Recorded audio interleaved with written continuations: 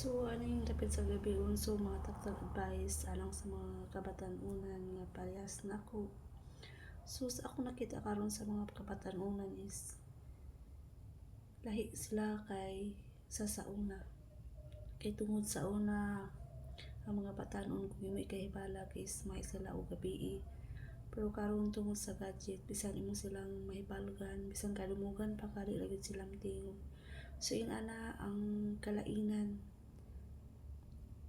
sa mga batan-on karon ug sa una tungod siguro sa technology. Kay sa una sa wala pay cellphone ng mga batanon sa yung mga tulog, pero karon matulog buntag na.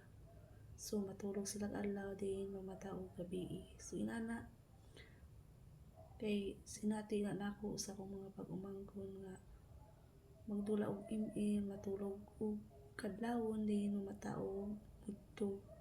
So dili gud siya maayo nga habit. Ang cellphone is maayo siya pero makadaot. Dako kay siya tabang tungod sa communication mas dali, pero kung imong palabian is makadaot sa imong mga sa imong panglawas. Usang madaot as imong utok. Kay tungod wala kay saktong kaon din wala pay sakto nga tulog. So akong ka-advise sa mga batanon is always know your limitation na jud. Kay ang cellphone maayo pero makadaot. So mao to guys, ng gabi.